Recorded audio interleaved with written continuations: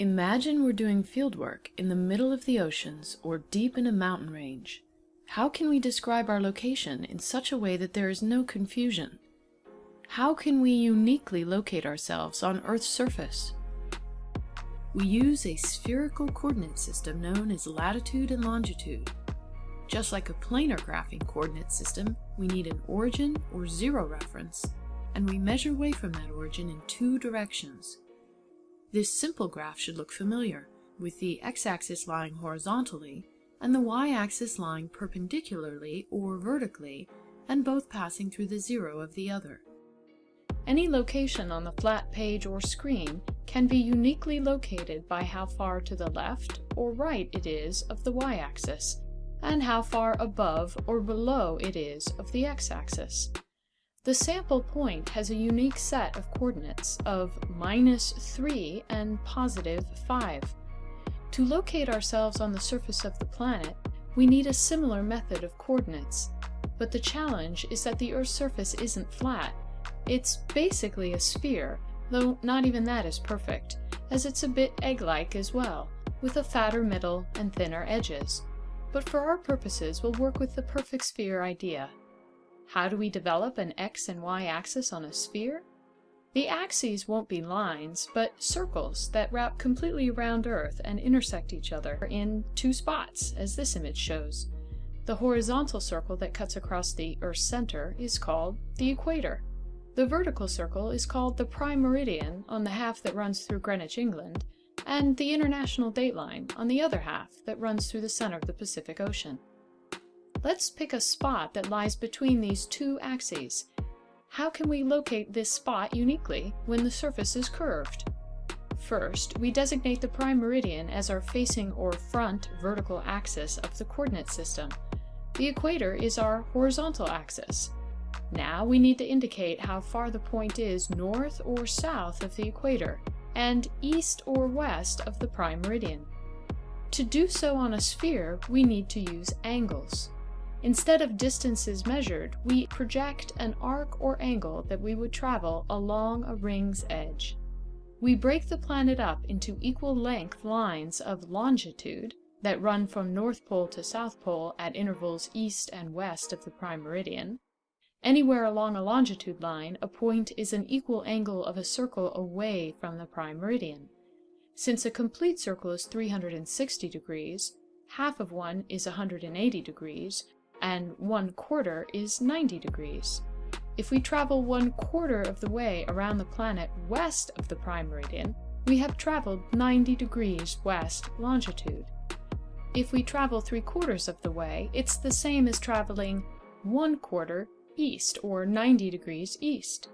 If we travel all the way to the opposite side, we're at 180 degrees east or west.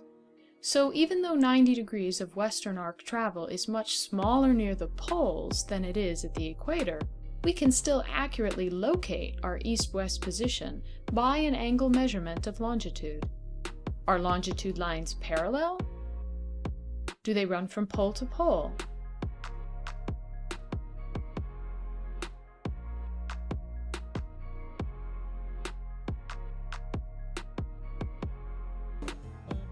Now, let's add in the other coordinate, the position north or south of the equator. To help us with this coordinate, we can generate equal interval circles that are parallel to the equator and appear north and south of it. We call these latitude because they run east-west or side to side laterally. However, we use them to determine the angle along a circle that we travel north or south of the equator. For example, if we travel to the North Pole, we have traveled 1/4 of a circle away from the equator, or 90 degrees north latitude. The South Pole is at 90 degrees south latitude. Halfway in between the equator and the poles, we travel 45 degrees north or south. Are latitude lines parallel? If we cut them, will they intersect the center of the Earth?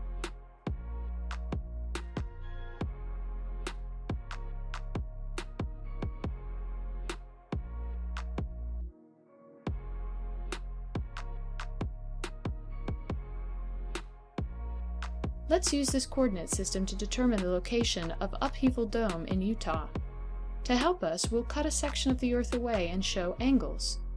The prime meridian lies along the eastern side of our cut, the equator the southern side. Starting at the prime meridian, we have to travel more than 1/4 of a circle west to get to Utah. In fact, we travel exactly 109 degrees west. And from the equator we travel not quite 45 degrees north, but 38 degrees north. If we do both those things, we end up at Upheaval Dome and nowhere else. Thus, Upheaval Dome is located at 38 degrees north of the equator and 109 degrees west of the prime meridian. Now, pause the video and test your understanding by accurately locating points A and B as shown in this image.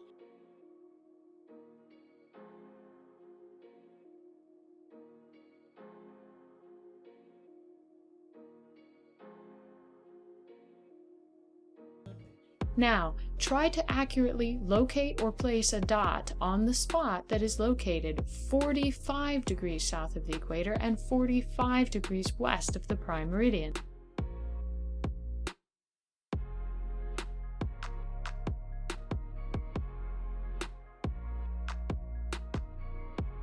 As one last note, in the oceans we have typically, in the US and in Great Britain, used a nautical mile as a measurement of distance. Each degree of longitude and latitude can be broken up into 60 equal intervals called minutes.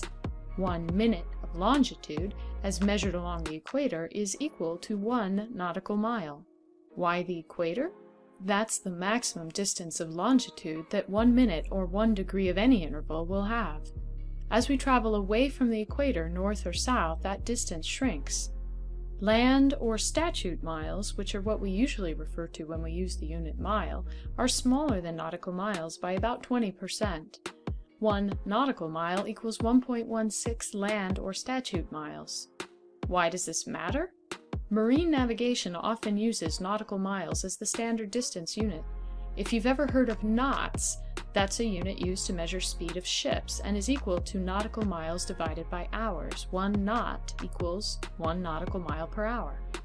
While the SI unit system with kilometers has largely replaced miles in most parts of the world, here in the US we continue to use land and nautical miles as well as knots in most instances.